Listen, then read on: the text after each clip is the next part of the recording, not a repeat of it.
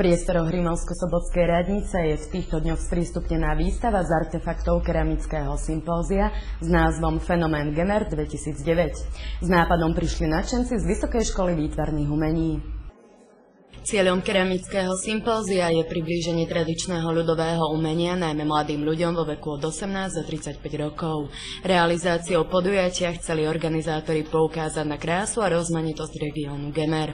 Čo sa týka Gemeru, no tak v podstate ložiská hliny aj najkvalitnejšia slovenská keramika, keby sme to tak povedali, je gemerská keramika, pretože habanská bola dovezená z Majolky a Gemer, a samozrejme každý región mal svoju tradičnú keramiku, ale ako gemerská vydržala najdlhšie a ovplyvnila v podstate východnú Európu najviac, čiastočne aj západnú, ale teda súkromné zbierky, pretože tam mali kráľovskú keramiku a cisárskú, akúkoľvek, lebo keramika sa špecializuje podľa účelu. Do Rimavskej Soboty pricestovala jedna z účastníčok sympózia, Košičanka Martina Uličianska.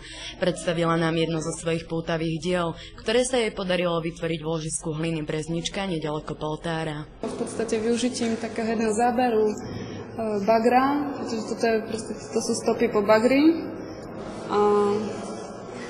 Tak som urobila ako keby sondy do zeme, že bolo to do steny vyrypané 106 dierok lyžicou. A v podstate, jak sú tie vrstvy, vrstevnatý ten svah, tak tam bol všade iný materiál, všade nejaké iné kresby. Potom som nakoniec urobila trošku väčšie tie diery, 30 cm, tam úplne krásne vyzerali ako planety a toto je posledná taká polmetrová. Má pozoruhodné tie vrstvy však, že sa prekrývajú, križujú úplne nepochopiteľne. No a toto je taká skúška, ako urobiť formu aj tú misku z formy z toho istého materiálu na tom istom mieste a vlastne ten materiál sa vrátil na to isté miesto, lebo tam ostal. Tá hlina bola veľmi mäkká a ten piesok sa sypal, takže to sa robilo ináč ako do klasickej sadrovej formy. Ale tieto ako hlbenie dier to nebolo problematické nejako.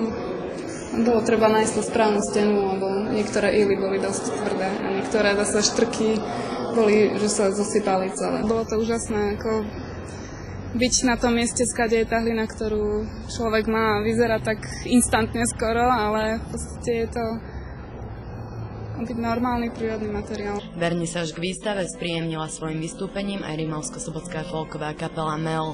Výstava fotografií, ktoré zachytávajú tvorbu keramického sympózia, si môžete pozrieť do konca septembra. Dovidenia.